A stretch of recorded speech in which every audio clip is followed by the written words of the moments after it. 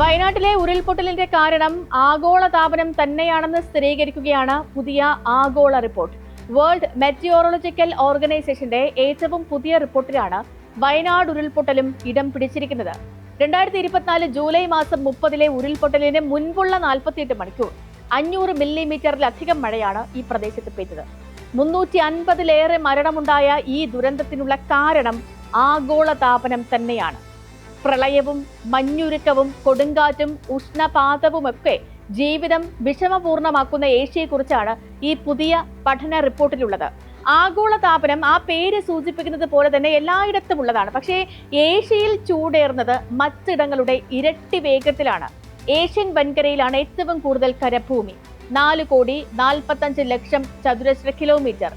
കരയുടെ മുകളിലുള്ള വായുവിനേക്കാൾ കടലിലാണ് വേഗത്തിൽ ചൂട് പിടിക്കുന്നത്. ഇത് അടിക്കടിയുള്ള ന്യൂനമർദ്ദങ്ങൾക്ക് കാരണമാകുന്നുണ്ട്. പ്രളയവും വെള്ളപ്പൊക്കവും കൊടുങ്കാറ്റും ഒക്കെ ആവർത്തിക്കുന്നതും ഈ ഒരു സാഹചര്യത്തിലാണ്. വടക്കൻ അറബിക്കടലിലാണ് താപനിലയിലെ വർധനവ് ഏറ്റവും കൂടുതൽ റിപ്പോർട്ട് ചെയ്തതും. ആഗോള താപനത്തിന് കാരണമായ കാർബൺ ബഹിർഗമനം കൂടുതൽ അമേരിക്കയിലും യൂറോപ്പിലുമാണെങ്കിലും അതിന്റെ ദൂഷ്യം അനുഭവിക്കുന്നത് ഏഷ്യയിലാണ്. സ്പോട്ട്ലൈറ്റ് പരിശോധിക്കുന്നു. വയനാട് ഉരുൾപൊട്ടലിന്റെ കാരണം പുറത്തു വരുമ്പോൾ വയനാട് ദുരന്തത്തെ കേന്ദ്ര സർക്കാർ ദേശീയ ദുരന്തമായി പ്രഖ്യാപിച്ചില്ല എന്നത് വസ്തുതയാണ്. അതിന് ലഭിക്കേണ്ട കേന്ദ്ര സഹായങ്ങളും ഉണ്ടായിട്ടില്ല. വായ്പ മാത്രം അനുവദിച്ച് കേന്ദ്രം കൈകഴുകിയെങ്കിലും അതൊരു ആഗോള ദുരന്തമായി റിപ്പോർട്ടിൽ ഇടം പിടിക്കുകയാണ്. വയനാട് ഉരുൾപൊട്ടൽ ഉണ്ടായപ്പോൾ മുതലുള്ള തർക്ക വിഷയമാണ് അതിന്റെ കാരണം എന്താണ് എന്നുള്ളത്.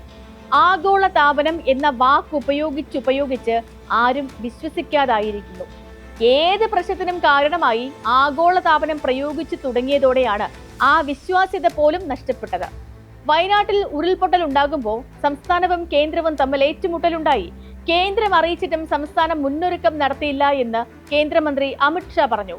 കേന്ദ്രം ഇങ്ങനെ ഒരു ദുരന്ത സാധ്യത ഒരിടത്തും പറഞ്ഞിട്ടില്ല എന്ന രേഖകൾ ഉദ്ധരിച്ച് കേരളം സ്ഥാപിച്ചു. ഉരുൾപൊട്ടൽ പ്രവചിക്കാൻ സാധിക്കുന്നതായിരുന്നില്ല, എന്നാൽ സാധ്യത പറയാനുള്ള സാഹചര്യമുണ്ടായിരുന്നു. മേപ്പാടിയിലും ചൂരൽമലയിലും ഒക്കെ സാമാന്യത്തിലധികം മഴ പെയ്തിരുന്നു. സാധാരണ പെയ്യുന്നതിന്റെ 300 മടങ്ങായിരുന്നു ജൂലൈ 25 മുതലുള്ള ദിവസങ്ങളിൽ പെയ്തത്. ഇങ്ങനെ ഒരു പ്രദേശത്ത് മാത്രമായി മഴ പെയ്യുമ്പോൾ അവിടങ്ങളിൽ ഉരുൾപൊട്ടലും മണ്ണിടിച്ചിലും ഒക്കെ പതിവാണ്. എന്നാൽ പ്രാദേശികമായ ഈ വിവരം കൃത്യമായി വിലയിരുത്തി മുകളിലേക്ക് റിപ്പോർട്ട് ചെയ്തില്ല. മുകളിൽ നിന്നും താഴേക്കല്ല, പ്രാദേശികമായ മഴയുടെ കാര്യത്തിൽ താഴെ നിന്നും മുകളിലേക്കാണ് റിപ്പോർട്ട് നൽകേണ്ടിയിരുന്നത്. അതുണ്ടായില്ല. അങ്ങനെ ഒരു റിപ്പോർട്ട് ഇനിയുള്ള കാലത്ത് ലഭിക്കുമ്പോൾ ചൂരൽമലയിലെ അനുഭവമുള്ളതിനാൽ എല്ലായിടത്തും ജാഗ്രതയുണ്ടാകും. അങ്ങനെ മഴ പെയ്തുവെങ്കിലും ആ മഴയുടെ കാരണമായിരുന്നു സ്ഥിരീകരിക്കാതെ കിടന്നത്. അതാണ് ഇപ്പോൾ വേൾഡ് മെറ്റിയോറോളജിക്കൽ ഓർഗനൈസേഷൻ തന്നെ സ്ഥിരീകരിച്ചിരിക്കുന്നത്. ദുരന്ത കാരണം WMO വിശദീകരിക്കുന്നത് ഇങ്ങനെയാണ്. ഏഷ്യയിലെ കടൽ താപനില കഴിഞ്ഞ 10 വർഷത്തിനിടയിൽ 0.24 ഡിഗ്രി സെൽഷ്യസ് ഉയർന്നു. എന്നാൽ മറ്റിടങ്ങളിൽ 0.13 ഡിഗ്രി സെൽഷ്യസ് മാത്രമാണ് കടൽ താപനിലയിലെ വർധനവ്. ഇന്ത്യൻ മഹാസമുദ്രത്തിലും പസഫിക്കിലും മാത്രം 0.24 ഡിഗ്രി സെൽഷ്യസ് ഉയരാനുള്ള കാരണം അത് ഏഷ്യയുടെ ഭൂപ്രകൃതിയാണ്. കടലിലെ ജലനിരപ്പ് ഉയരുന്നതിന്റെ ദൂഷ്യഫലം അനുഭവിക്കുന്നത് ഏറെയും ഏഷ്യയിലാണ്. വേൾഡ് മെറ്റിയോറോളജിക്കൽ ഓർഗനൈസേഷന്റെ റിപ്പോർട്ടിൽ പാകിസ്ഥാനിലെയും കസാക്കിസ്ഥാനിലെയും പ്രളയങ്ങളുടെ കാരണം ഈ താപനിലയിലെ വർധനവാണെന്ന് എഴുതി വയ്ക്കുന്നുണ്ട്. വടക്കേ ഇന്ത്യയിലുണ്ടായ ഉഷ്ണതാപരംഗത്തിനും കാരണം ഈ മാറ്റം തന്നെയാണ്. വരും വർഷങ്ങളിലും ഇത് കരുതിയിരിക്കുക തന്നെ വേണം. ചൈനയിലും മധ്യേഷ്യയിലും ഉണ്ടായ ഉഷ്ണതരംഗം, തെക്കുകിഴക്കൻ ഏഷ്യയിലെ കൊടുങ്കാറ്റുകൾ എന്നിവയുടെ കാരണം ഈ താപനിലയിലെ ഏറ്റക്കുറച്ചിലാണ്. 2024 പാകിസ്ഥാനിൽ റെക്കോർഡ് വരൾച്ചയായിരുന്നു. UAEയിൽ 24 മണിക്കൂറിടെ 250 മില്ലിമീറ്റർ മഴ പെയ്യുന്ന അസാധാരണമായ സ്ഥിതിയുണ്ടായി. 1949 ശേഷമുള്ള കാലത്ത് UAEയിലെ ഏറ്റവും കൂടിയ മഴയായിരുന്നു ഇത്. ദുബായ് വിമാനത്താവളത്തിൽ 162.8 മില്ലിമീറ്ററാണ് മഴ പെയ്തത്.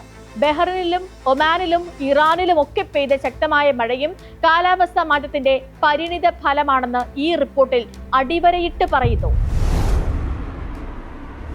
സീ സർഫസ് ടെമ്പറേച്ചർ അഥവാ സമുദ്രോപരിതലത്തിലെ താപനില മാറുന്നത് ഏറ്റവും ദോഷം ചെയ്യുന്നത് ഇന്ത്യക്കാണെന്നും റിപ്പോർട്ടിലുണ്ട്. കടലിലെ താപനിലയിൽ ഉണ്ടാകുന്ന വ്യത്യാസം മൂലം പൊടുന്നനെ ന്യൂനമർദ്ദങ്ങൾ രൂപപ്പെടും. ശക്തമായ മേഘങ്ങൾ ഈ ന്യൂനമർദ്ദത്തിൽ ഏതെങ്കിലും ഒരു പ്രദേശത്ത് മാത്രമായി എത്തപ്പെടും. അവിടെ മാത്രം മേഘവിസ്ഫോടനം പോലെ മഴ പെയ്യും. ഇതുതന്നെയാണ് വയനാട്ടിലും സംഭവിച്ചത്. ഏഷ്യ മേഖലയിലെ മുഴുവൻ കടലിലും താപനില വലിയ തോതിൽ ഉയർന്നു. വടക്കൻ അറബിക്കടലിലാണ് സമുദ്രോപരിതല താപനിലയിൽ ഏറ്റവും വലിയ വർധനവുണ്ടായത്. അറബിക്കടലിലെ താപനിലയിൽ ഉണ്ടായ ഈ മാറ്റമാണ് വയനാടിനെ ചതിച്ചതും. ഇനിയുള്ള വർഷങ്ങളിൽ ഇതുപോലുള്ള പ്രതിഭാസം കൂടുതൽ ആവർത്തിക്കാനാണ് സാധ്യത. കൊല്ലം മുതൽ കൊടുങ്ങല്ലൂർ വരെയുള്ള മേഖലയിൽ കടൽ നിരപ്പ് ഉയരുന്നു എന്ന റിപ്പോർട്ട് നേരത്തെ പുറത്തു വന്നിരുന്നു. ഇപ്പോൾ ഈ പുതിയ റിപ്പോർട്ട് കൂടി കൂടുതൽ വിശദമായ വിവരങ്ങൾ പങ്കുവയ്ക്കുന്നുണ്ട്. കടലിലെ താപനില വലിയ തോതിൽ ഉയരുന്നതാണ് ഈ കടൽ നിരപ്പ് ഉയരാനും കാരണമാകുന്നത്. ചുഴലിക്കാറ്റുകളുടെ സഞ്ചാരപാത മാറുന്നതിനും ഈ താപനിലയിലെ വ്യത്യാസം കാരണമാകുന്നു. 2024 ഈ മേഖലയിലെ താപനില റെക്കോർഡ് ഉയരത്തിലാണ്. ഈ പ്രതിഭാസം 2-3 വർഷം ആവർത്തിച്ചാൽ കടൽ നിരപ്പ് ഉയരുന്നതിനെയും അത് ബാധിക്കും.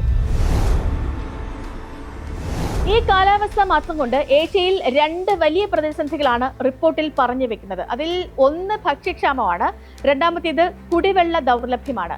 ഈ കാലാവസ്ഥ തകിടം മറിയുന്നത് ആദ്യം ബാധിക്കുക അരിയെ ആണ് എന്ന് റിപ്പോർട്ടിലുണ്ട്. മഴ മാറുന്നത് മൂലം നെൽകൃഷി ആകെ താളം തെറ്റും. ചിലപ്പോൾ വെള്ളപ്പൊക്കത്തിൽ ചീഞ്ഞു നശിക്കും. അതല്ലെങ്കിൽ കാലം തെറ്റി വരുന്ന കൊടും വരൾച്ചയിൽ വരണ്ടുണങ്ങും.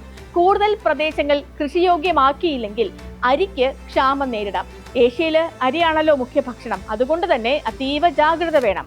ശുദ്ധജലത്തിന്റെ ദൗർലഭ്യമാണ് മറ്റൊരു പ്രതിസന്ധി. ഉപ്പുവെള്ളം കൂടുതൽ പ്രദേശങ്ങളിലേക്ക് കടന്നു വരും. അതോടൊപ്പം തന്നെ ഈ ആവർത്തിക്കുന്ന വരൾച്ചയിൽ വെള്ളം കിട്ടാത്തൊരവസ്ഥയുണ്ടാകും. കാലാവസ്ഥ മാറ്റം എങ്ങനെയൊക്കെ നമ്മുടെ ജീവിതത്തെ അട്ടിമറിക്കുന്നു എന്നാണ് ഈ റിപ്പോർട്ട് പറഞ്ഞു വച്ചിരിക്കുന്നത്. തീർത്തും പ്രാദേശികം എന്ന് കരുതിയിരുന്ന വയനാട് ഉരുൾപൊട്ടലിനെ എടുത്തു പരാമർശിക്കുകയാണ് ആഗോള കാലാവസ്ഥാ സംഘടനയുടെ ഇത്തവണത്തെ റിപ്പോർട്ട്. അതും ഒരു അസാധാരണ നടപടിയാണ്.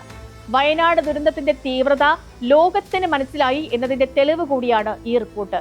അപ്പോഴും മനസ്സിലാക്കേണ്ടവർ അതറിയുന്നില്ല എന്നുകൂടി ഈ റിപ്പോർട്ട് ഓർമ്മിപ്പിക്കുന്നു. സ്പോർട്സിന്റെ മറ്റൊരു വിഷയമായി നാളെ ഇതേ സമയം.